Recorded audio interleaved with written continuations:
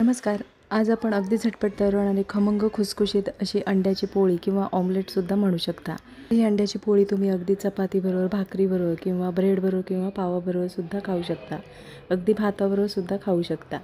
अंड्याची पोळी बनवण्यासाठी इथे आपण एक बारीक चिरलेला कांदा, 2 ते 3 हिरव्या मिरच्या, इथे मी तिखटवाल्या हिरव्या मिरच्या घेतलेल्या आहेत आणि अगदी बारीक अशा चिरून घ्यायच्या. बारीक चिरलेली कोथिंबीर,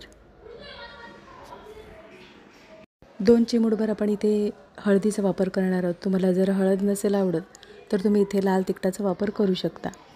चवीनुसार मीठ. तर इथे आता सर्व मसाले आपण मिक्स करून घेणार आहोत. तर इथे आपण एक अंड्याची पोळी बनवणार आहोत. त्याच्यासाठी आपण एक छोटा कांद्याचा वापर केलेला आहे. इथे तुम्हाला जर 2 ते 3 अंड्याची पोळी बनवायची असेल तर तुम्ही जास्त कांद्याचा वापर करू शकता. तर इथे आता आपण अंडं फोडून कांद्यामध्ये व्यवस्थित असं मिक्स करून घेणार आहोत. तर इथे आपण एक अंडं फोडून कांदा आणि सर्व मसाल्यामध्ये मिक्स करून घेणार आहोत. 1 मिनिटभर आपण अंडं अशा पद्धतीने एकाच दिशेने फेटून घ्यायचं आहे, म्हणजे अंड्याची पोळी छान खुसखुशीत अशी तयार होते.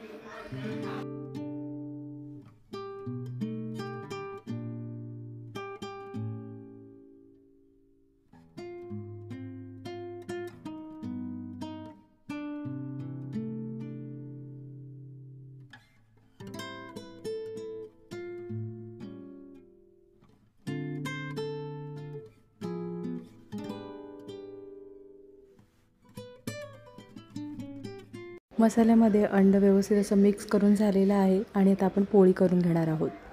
फ्राय पॅनमध्ये आपण तेल गरम करून घेणार आहोत. अगदी थोड्याशा तेलावर आपण अंड्याची पोळी म्हणजेच ऑमलेट बनवून घेणार आहोत. तेल फ्राय पॅनमध्ये आपण पसरवून घेणार आहोत आणि गॅसची फ्लेम स्लो ठेवायची आहे. तुम्हाला जर तेल जास्त वाटत असेल तर तुम्ही कमी तेलाचा वापर करू शकता. तर इथे आता फ्राय पॅनला आपण तेल पसरवून झालेलं आहे आणि आता आपण मिश्रण पसरवून घेणार आहोत. तर इथे गॅसची फ्लेम बिलकुल मोठी करू नका. गॅसची फ्लेम मोठी केली तर मग अंड्याची पोळी आहे ती करपण्याची शक्यता असते.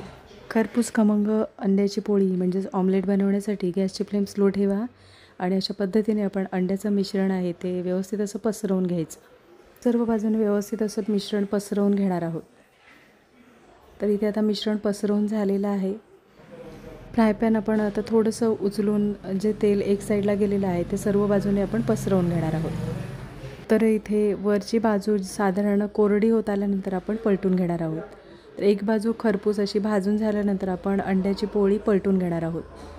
तर इथे साधारण अंड्याची पोळी कोरडी झालेली आहे आणि आता आपण ती पलटून घेणार आहोत.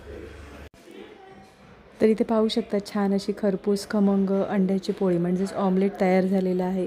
अतिशय चविष्ट खमंग अशी ही अंड्याची पोळी तयार होते. नक्की रेसिपी बनवून बघा.